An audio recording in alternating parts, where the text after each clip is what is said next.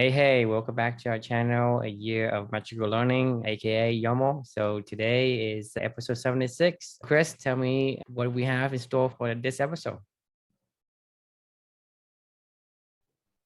Yeah, so today we're going to be talking about a book called The Warmth of Other Suns, the epic story of America's Great Migration by the author Isabelle Wilkerson. This is a story about Black people in the South immigrating basically from their own country into other areas of the country. Over 6 million Black Americans moved from the South to the North and to California, places like that. And the whole great migration that happened within our own country. We always think of immigration as coming from places like Ireland or Italy or Vietnam or whatever it may be, but like, in the segregated South, once they kind of, Civil War was over and all that other stuff and Jim Crow laws and yada, all the things that I don't know much about because we didn't live through this stuff. But like how you ended up with cities like Cleveland and Chicago, you hear about Chicago all the time with like these, so many African-American people, like how did they get to Chicago? Like, why are they in New York? Why are they in Cleveland? Why are they, how did that all happen? That all happened during this time frame between Jim Crow segregated South. Even though they were free, they really weren't free. And then they wanted to try to be humans and to try to be free and to try to go to be truly free. Yeah, to create whatever they could create. So they, you're an immigrant. I mean, you probably have an interesting perspective on all this stuff as to why you would do this thing, why you would leave your home, why you would risk it all to go somewhere else, start a new life. And that's why the actual title of this reflection is I Can't Imagine, which is ironic because obviously this is the same title as my book, right? And the reason why I titled it this, it took a lot of great pains for me to donate this title to this particular book, but I felt it was worthy of it because as I listened to the author Isabelle Wilkerson tell, it was structured with like 5 different family stories, where they came from and why they left, and then their future generations and all that stuff. Like it was just like these 5 family stories, basically from immigration through relocation and then what happened afterwards.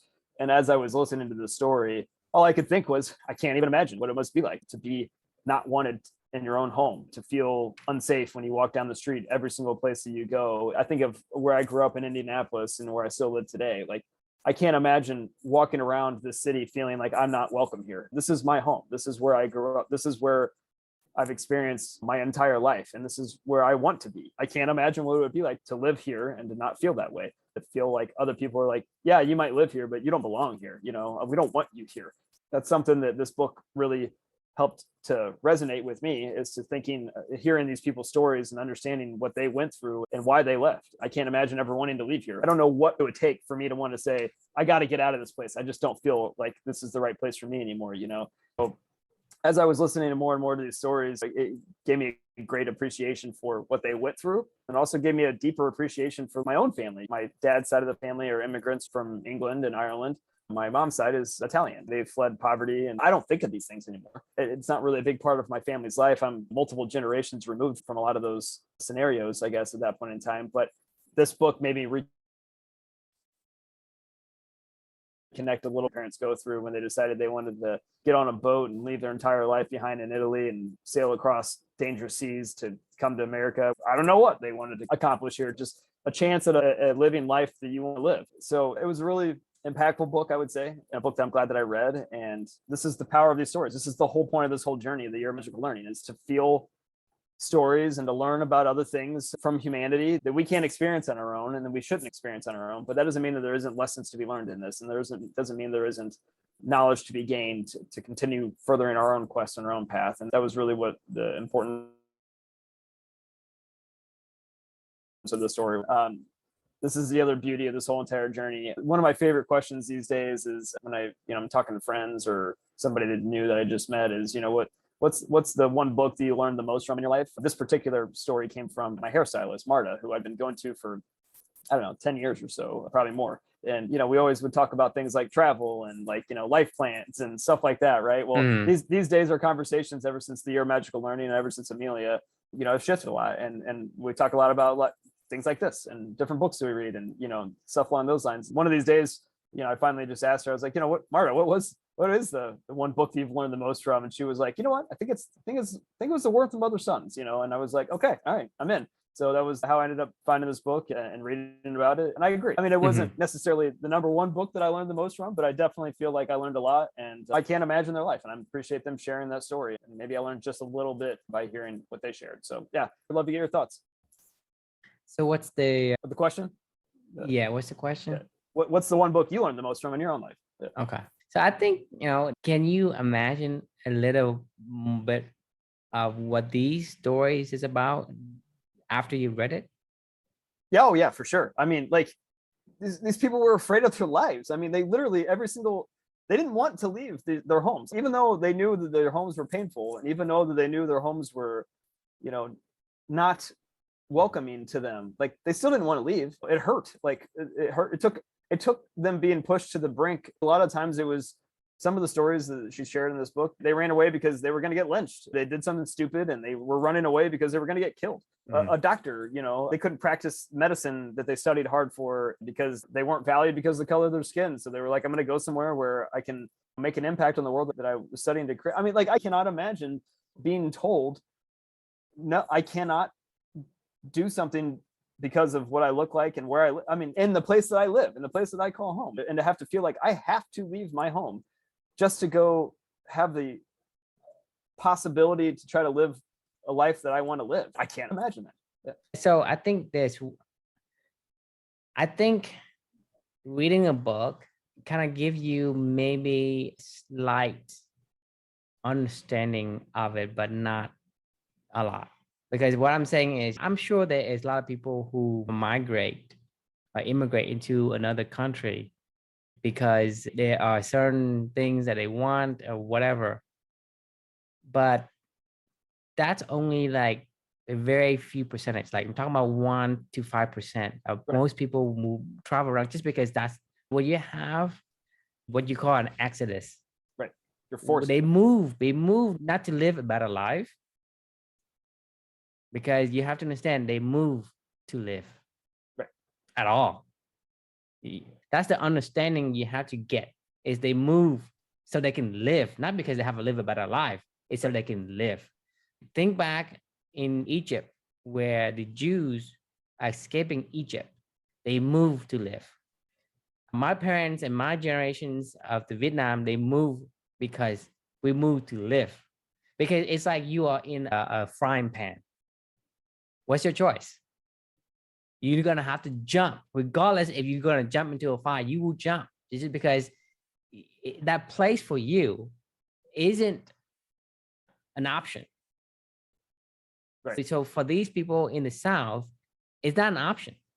They have to move. Right. It's not that, hey, I want to move so I have a better place. I want to move so I can be a doctor or whatever. I move because there's no other choice. Because if you're talking about in Vietnam, you are traveling across the Pacific Ocean. The Pacific Ocean, like that's the huge space.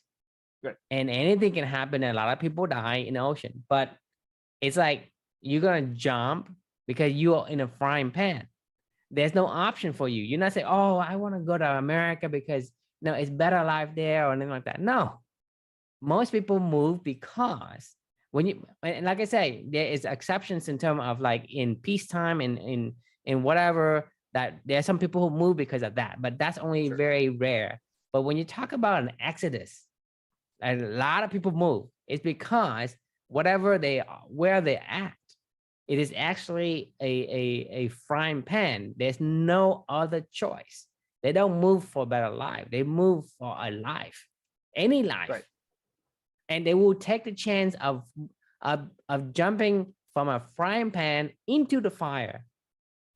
So in Vietnam, what they do is you have to actually sneak out, because if you get caught, they're gonna put you in prison. Right. They're gonna beat you up. Something with North Korea, right? It was the same with the South as well. I mean, exactly. It was. It's the same with Egypt. Right. I mean, so I want to kind of give you that. These guys move because, man, you're talking about like these Jews are moving out of Egypt into what? The promised land, and they wandered the desert for 40 years. Right. You know what I mean? So it's like, it's not like, oh, I see what's over there. You don't. You jump into the unknown. Even the unknown could be for a lot of the Vietnamese, is a lot of them they just die in the ocean and on the boat. And basically, like they pack this boat like sardines or rats, just because I mean there's no place for you to lie down. You have to. I mean, there's no space, and this is how much they pack. I mean, you can just. I mean, there are photographs of the when the Vietnamese boat when this boat docked on the coast of California. I mean, you can see there's no room for anyone to sit down. Right. That's how much. I mean, they're talking about taking months. And most of these boats, they get pirated by, in Thailand, in Malaysia, in whatever. Horrible things happen to them, but people continue to exit because it's not like, hey, I'm going for a better life. I'm going there for a life, period. And so for me, having to see that kind of give me a little bit more understanding, but the depth is so deep of these things that it's hard to imagine. Like I said, you really can't imagine until you actually can read one of these stories, kind of give you a little bit more of a level of understanding and then more. But, it's one of those things where talking about what was understanding, what was it, the thing that learning and understanding are not the same thing. It's not the same thing. I do not understand what you're talking about. I'm listening and I'm learning and I listen and I followed along with this book and, but on the flip side, people don't understand what it's also like to lose a child or to spend 6 months of your life in the NICU or to watch your daughter fight for their life every single day in front of you. But at the same time, I'm about you scratching 10 to 20% of the surface, right? Exactly. And so, like I say, I know there are much more power in you because you have Amelia with you. I can only get probably 10 to 20% if I really try to understand everything, which I do, but compared to what you experience, it's not even comparable. Vice versa, same thing with you. Exactly. That's what I mean. It's like I know how much you are, how much inspiration you get from your daughter than from me and inspire from her, because my understanding is not as deep as yours. And it's not even comparable until the level of how much you understand. Because like I said, in my case, and in the case of these African American, is we see it, but it's not the same thing as feeling it, as living through it. Right. And so it does give us a glimpse, but it's only a glimpse. And I think it is worth experience to have to kind of understand some of these things, because it kind of gives you a little bit more perspective from how people can go through life and have to deal with things that we are lucky not to have to come across. And like I said, it's not something that we can imagine on our own. We have to be introduced. And when we get introduced, we understand just a little bit so that we can see the other perspective from their lens, a glimpse of their view from their own eyes. Right. Exactly. That's what this whole journey is about. If there's anything that this journey is about, it's about stories, it's about conversations like we're talking about right now. It's about sharing. It's about sharing what it's like to be a human and learning from others and sharing your stories together, not because somebody else needs to literally live your pain with you, but to know that everybody feels pain. And then what can we do with it together? The thing is, when you read the books, right, it's not that the books, you're helping out the books. It is helping you, because for me, when I read your book, right, it helped me because I see the inspirations and it affected me and it changed me somewhat. Right, it changed me for the better. Right. So the thing is, the books is actually helping the reader. So it's not that, hey, because you're sharing the book is you asking people to help you. No, it's the opposite. It's the reverse of it. I couldn't agree more. I mean, think about how we even got to this conversation. So I'm talking to my hairstylist about this book. I go read it, write a reflection. Now we're doing this, and we're going to share. You and I are talking about it. We're going to put this out into the world for others to read and share. We're going to build a book out of this someday. Obviously Clubany, this will be one tiny little piece of the puzzle of Clubany coming all together. But that's exactly what you're saying, is like, this is why these stories matter. It's for you. It's for all of us to connect the dots together on our own, go build and do what we're supposed to do as humans. It's a powerful story. All these kinds of stories are powerful stories. I could probably write, if I was being honest, I can't imagine for 90% of the books that I read, especially books about humanity, like human stories, you know, like I Mhm. can't imagine Andre Agassi's life, you know, I can't Right. imagine Phil Knight's life, you know, but I like, you know, through the books, listening to their stories, you can take a tiny little nugget to hold on to for yourself to then try to go be a better human. That's what this is all about. So before I like to answer that question. Yeah. I think I know the answer. Can I try to answer it, or should I just say You can answer it. I'm going to go with Why We Sleep? No. All right. The book that I've learned the most that I would never have expected is I Can't Imagine.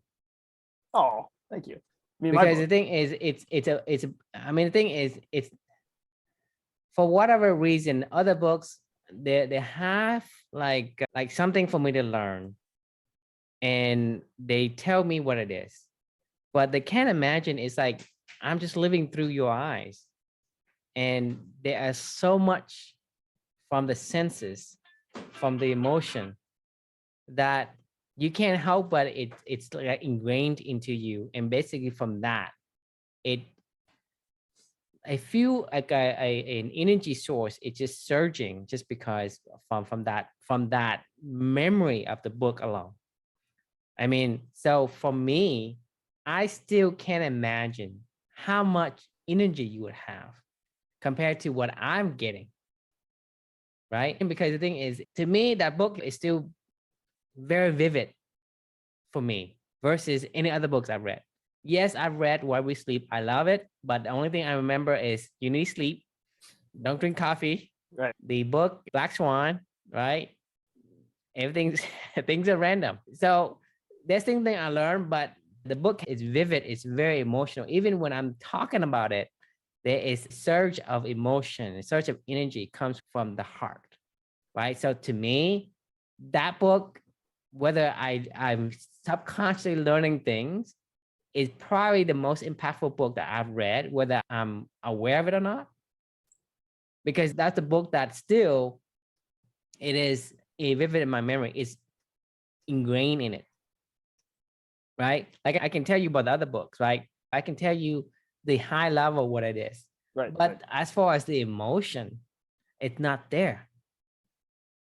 Yeah. Because I think the emotion is what. So the emotion is essentially like an energy core. Mhm. When you have emotion, it makes you do things. It gives you the energy to do things, right? And so it's like an inspiration. So it's like it's that self-driven core. It's like a infinite energy core that you have within you. Evoke the emotion. The emotion will allow you to do anything you want because it drives you from within. And so, like I said, that book, even talking about it now, it fills me with emotion, with memories. It's a vivid memory. Well, thank you so much. I really appreciate that. And, you know, Amelia is a pretty powerful person. And that means the world to me that you said that, honestly, because like that's. Because the thing that stick in my mind the most, and all I've seen is her last day when they unplug her from the machine. That memory, that image, it's so ingrained in my head and in my emotion. I cannot like forget it. Even Same as a here. reader. Yeah. So Strong. She's just the strongest person I've ever met, you know, and she's incredible. I mean, like I can't tell you how much that means to me because I wrote that story so other people could understand Amelia. They didn't get to meet her. Yeah, I But think, through those and words, I think hopefully. that the thing that separates that book apart is because you're not telling a reflection on what you remember. You actually document that, and that's Right. much more powerful. It's actually pretty crazy when I, you know, even us now talking about these things today, like I, you know, just last month or a couple months ago was marked her second year since she's passed away. And from when she was born till when she passed away was about 39 days. And then the journals that I wrote that made up the book, right? I tried my best to read a few of the journals here and there just to remember, get myself back into that mindset of where I was just a couple of years ago, literally in the NICU with her by her side and reading the journals that I wrote, you know, for her at that time. And it was hard for me to even remember. It felt like a different person. I'm so glad that I was able to share that stuff with her, to write those things at that time so I could remember her. Because there's some things that I would come across and be like, I don't remember. Your memory is gonna fade, but Right. having that book having like documenting what you kind of like talk to her that day, and documenting your state of mind and the information you have at that point in time, like retains the accuracy of the memory so that you can reload it whenever you need to. Transport back there, and Mhm. be in my favorite place in the world, which is Yeah. next to my daughter. So, but I really appreciate you saying that. I don't actually. It's funny that I asked this question and you just answered it. I don't know that I have an answer ready for this question.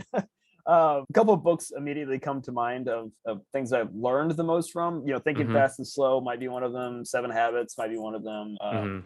I also think of books like Born to Run. I feel like I reference that all the time. I feel like I learned Yeah. a lot from that book. And then maybe I'd say those are probably the top 3 that come to mind immediately. Mhm. Sapiens, maybe as well. I don't know. But yeah, I'd have to really think about this one. It's a good question. For anybody else listening out there. Well, I think I'm fortunate that I was able to read that book because it's not in the category of the book you mentioned, No. but it is most impactful because you and I have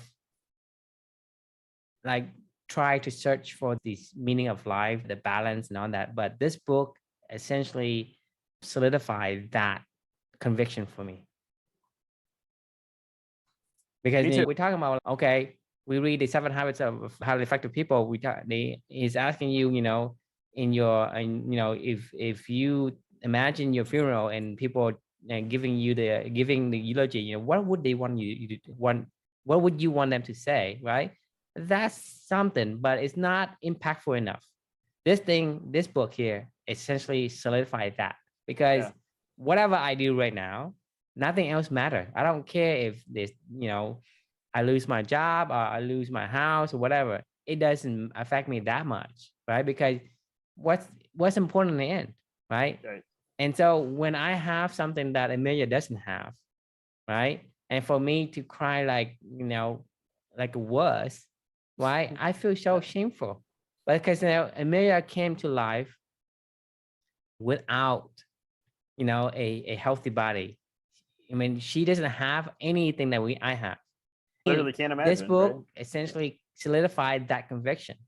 You need to find out what and why you live, how you live and who you live for and why you live. A lot of books from great people, I think they're great, but I think they're missing that powerful emotional, Binder. evokes that emotion. You're right. I'll have to think. Once again, I appreciate you saying all that, and I feel the same way about Amelia as well, and how the impact she's had on my life. So I'll have to think hard about this question. But you You're right. can't use that book. There's certainly many books that I can think through, but you're right. I need to find one that ties in more emotionally for me. Yeah. Because I can create habits of be healthy and this and that and protecting what I have. But that's not Right. enough because something come along and just knock me off the path and I'll be in a mess again. But if I have the conviction from within, even you knocks me, I'm gonna try to readjust and go around and still focus on the same goal and same anchor that I had before. Right. Yeah. I mean, the more that you're just talking about this, the more that I'm thinking like, maybe a book like A Man's Search for Meaning or something like that. It still doesn't give you I mean, it's a good book. It has emotion, but not close. Not even close. I'll have to think about this one, and I'll get back to you on the next episode here. So Okay. we'll kick off the next one with that. But yeah, great. Here is what's the one book that you learned the most from in your life? And if you do have strong, passionate thoughts toward that, please, for the love of God, type it in the chat. Let us know because we'll read it. This is what this journey is all about. Share what you care about. And I want to learn. True wants to learn. Yeah. We all want to learn. If it's impactful for you, I'm sure it'll be impactful for me as well. Thanks for listening, and we'll see you all tomorrow. Right.